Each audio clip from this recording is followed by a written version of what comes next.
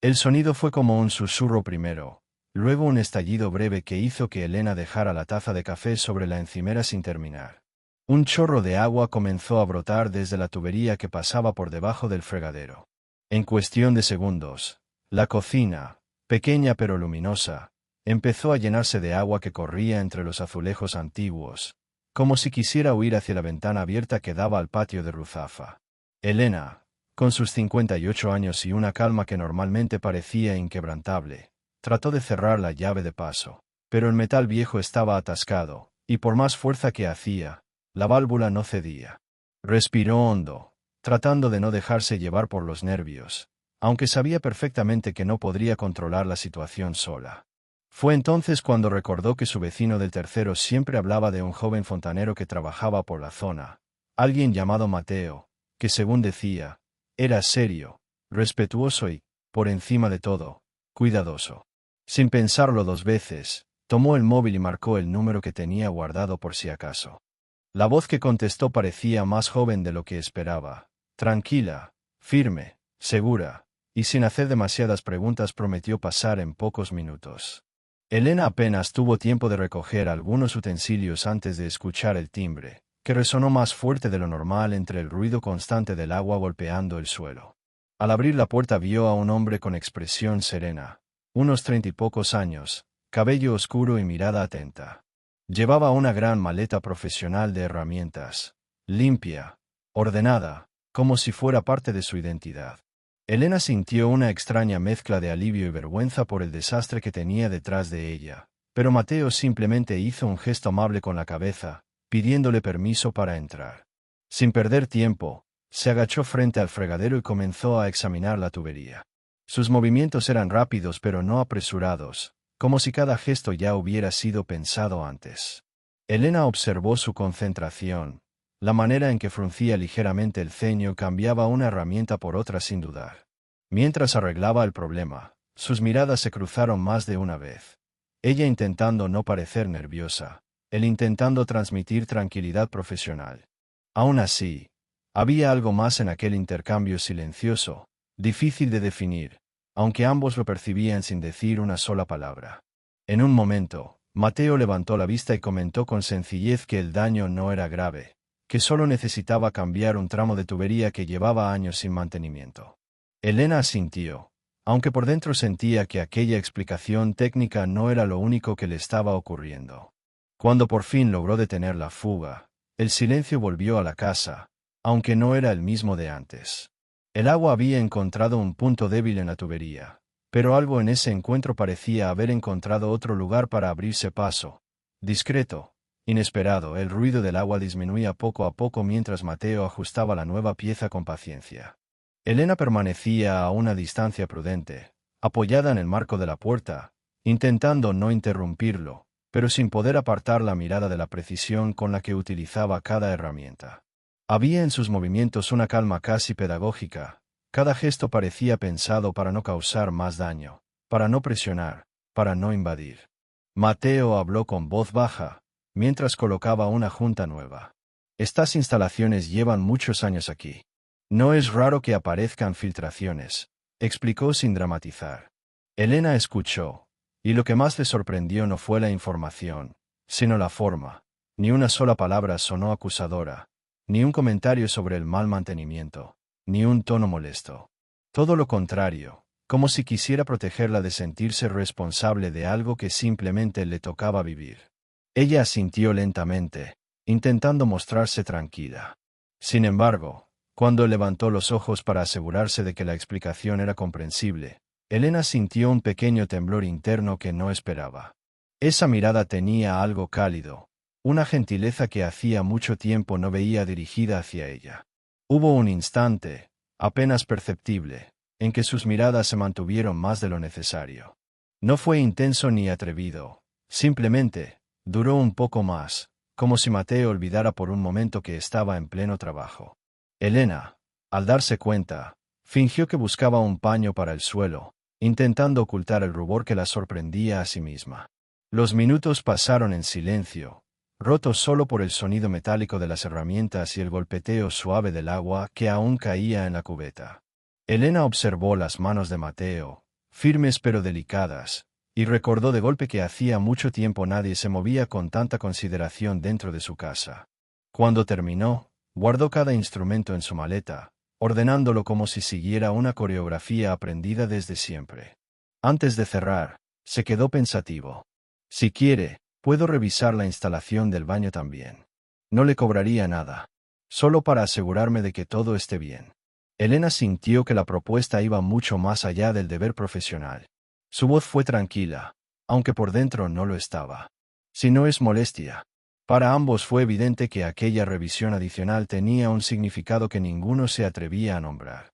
No era una urgencia técnica, era la necesidad de prolongar un instante que ninguno esperaba sentir.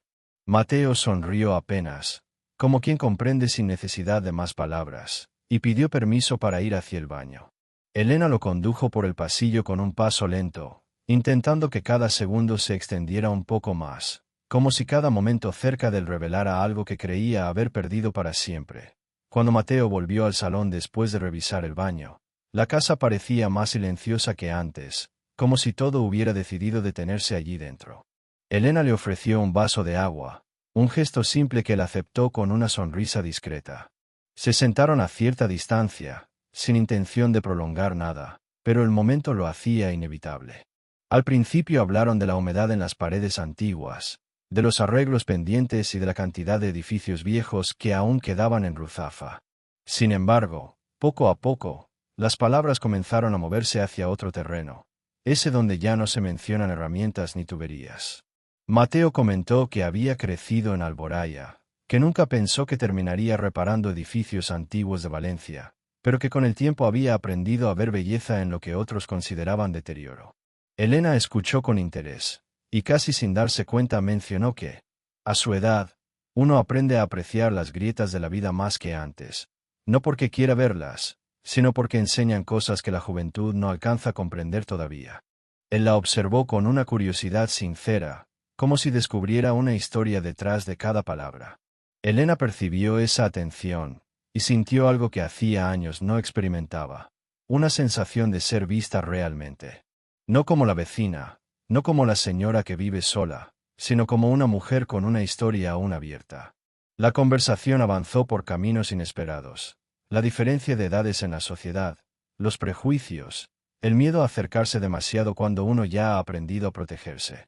Ninguno nombró sus propias heridas, pero ambos entendieron que estaban ahí, escondidas en cada pausa.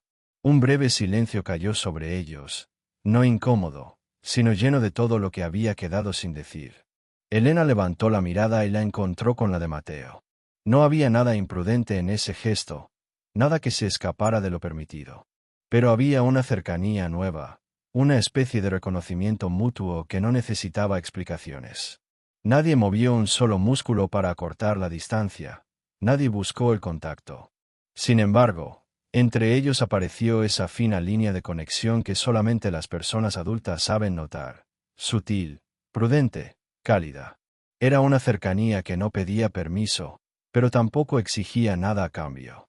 Y durante ese instante, ambos se permitieron permanecer ahí, sin prisa, sin intención de convertir el momento en algo que no debía ser. Era suficiente consentirlo. Cuando Mateo terminó la revisión final, guardó la última herramienta en su maleta y se quedó unos segundos en silencio, como si buscara las palabras correctas.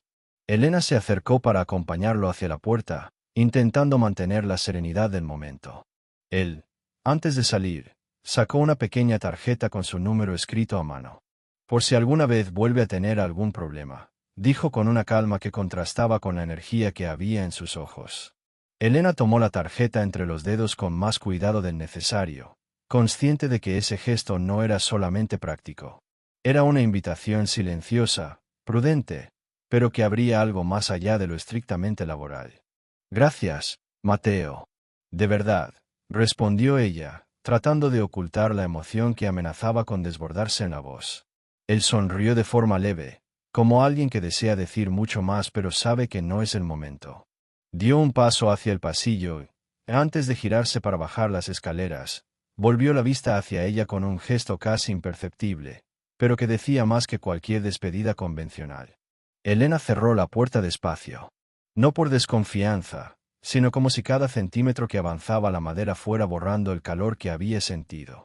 Se quedó unos segundos apoyada en el marco, escuchando el eco lejano de los pasos de Mateo en la escalera. La casa estaba en silencio otra vez, pero ya no era el mismo silencio de antes. Algo había cambiado, no en la cocina, ni en las tuberías recién arregladas, sino en un rincón interior que llevaba años sin que nadie tocara con una mirada amable. Esa noche, todavía con el olor a humedad reciente flotando en el corredor, Elena se sentó en la mesa del comedor con la tarjeta frente a ella. Miró el número una y otra vez, como si temiera que desapareciera si apartaba la vista. Una sensación cálida, casi olvidada, le recorrió el pecho. No era euforia, ni ilusión desbordada, era algo más suave, más adulto, casi tímido. Sabía que no se trataba de una historia de pasión repentina. No trabajaba la fantasía, lo que había sentido era real, sencillo y humano. Una conexión silenciosa que no prometía nada grandioso, pero que sugería la posibilidad de algo nuevo, algo que tal vez merecía ser descubierto sin prisa. Mientras apagaba las luces para acostarse, guardó la tarjeta en un cajón junto a la cama. Y aunque intentó dormir como siempre, el pensamiento de volver a escuchar su voz volvió una y otra vez, como si las tuberías reparadas hubiesen dejado correr un nuevo caudal en su vida. Nada dramático, nada inmediato. Solo una pregunta flotando en la oscuridad. ¿Qué sucedería si algún día volvía a sonar el timbre? Gracias por vivir esta historia con nosotros en Diario de Amor. Suscríbete, dale like y no te pierdas los próximos capítulos donde el deseo y el destino vuelven a cruzarse.